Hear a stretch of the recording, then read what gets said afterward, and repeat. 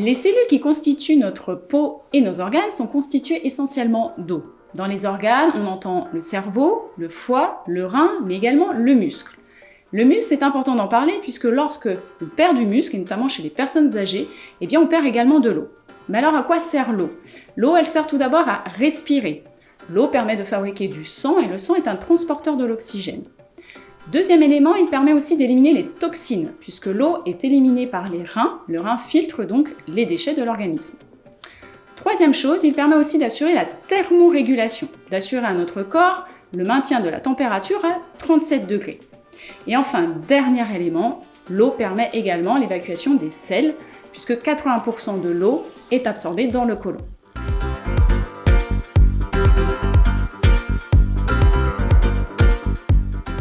Notre corps est constitué à 65% d'eau.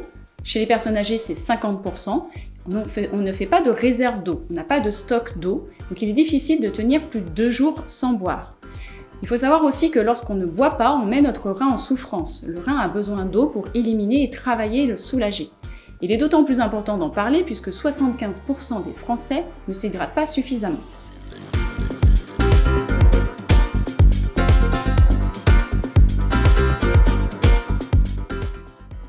Il faut savoir que le corps, quand il reçoit un signal de sensation de soif, ça veut dire que le corps est en souffrance, que vous n'avez pas suffisamment donné d'eau à votre organisme. Donc, quand on n'a pas soif, c'est 2 possibilités. Soit effectivement vous buvez suffisamment et votre corps ne vous envoie pas ce signal d'information, soit en l'occurrence vous avez perdu cette sensation de soif, ce qu'on rencontre souvent chez les personnes âgées ou dans certaines pathologies. Donc attention à bien ritualiser la prise d'eau quand on a perdu cette sensation de soif.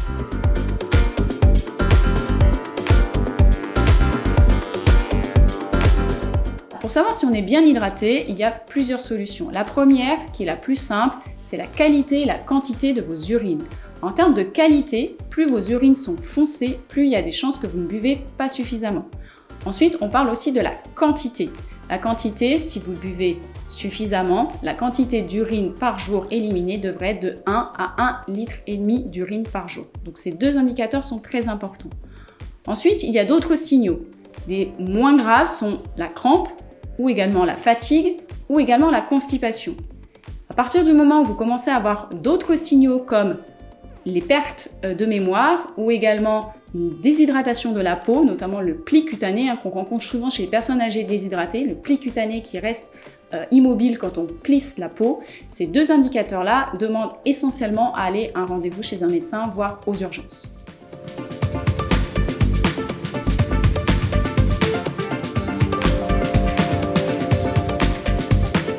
En fait, il faut boire par rapport à nos pertes. Alors, on perd en moyenne 2 à 2,5 litres d'eau par jour.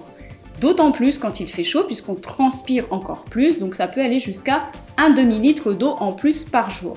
Donc, on respire, on transpire et également on urine. Donc, il faut compenser ces pertes. Pour les compenser, 2 solutions. La première, on mange des aliments riches en eau, à peu près 1 litre d'eau apportée par les aliments, notamment les fruits et les légumes, et également 1 à 1,5 litre d'eau apportée par les boissons, et notamment l'eau, la boisson la plus importante. Donc s'il fait une forte chaleur, vous augmentez votre quantité d'eau à 0,5 d'eau en plus par jour en cas de forte chaleur, notamment pour pallier aux problèmes de transpiration.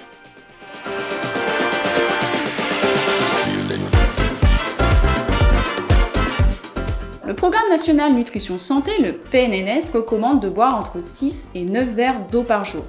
Alors, 2 rituels possibles, soit 1 verre toutes les heures, ou également de se dire je bois 1 verre à 8 heures, 1 verre à 10 heures, 2 verres pendant le temps du déjeuner, également 2 verres pendant le temps du dîner, et on rajoute 1 verre à la collation de 16 heures et 1 verre le soir avant d'aller se coucher. Voilà une façon en tout cas de se donner un rituel tout au long de la journée.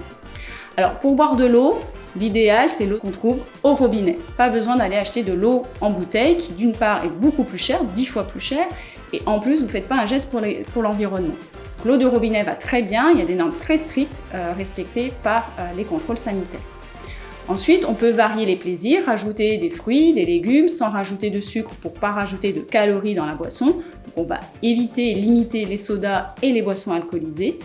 On sera vigilant sur le café et le thé, puisque ce sont des boissons diurétiques, donc qui vont emmener une élimination de l'eau.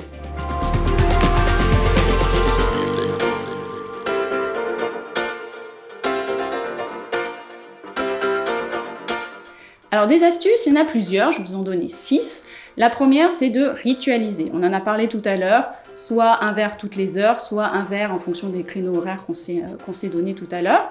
Ensuite, l'idée aussi, c'est d'avoir une bouteille avec soi, une bouteille en acier inoxydable qu'on traîne avec soi partout, quand on va au travail, quand on va dans les transports en commun, quand on va randonner, bref, toujours la bouteille sur soi pour penser à boire.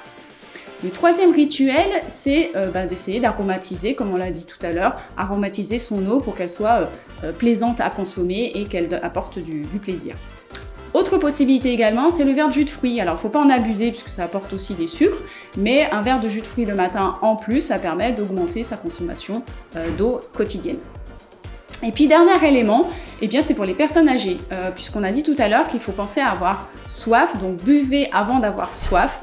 Donc l'intérêt, c'est effectivement de donner ces rituels, notamment aux personnes âgées, et puis de rajouter, pour le coup, là pour les personnes âgées, du sucre, des choses un petit peu pétillantes qui vont en tout cas les obliger à consommer ces boissons-là tout au long de la journée.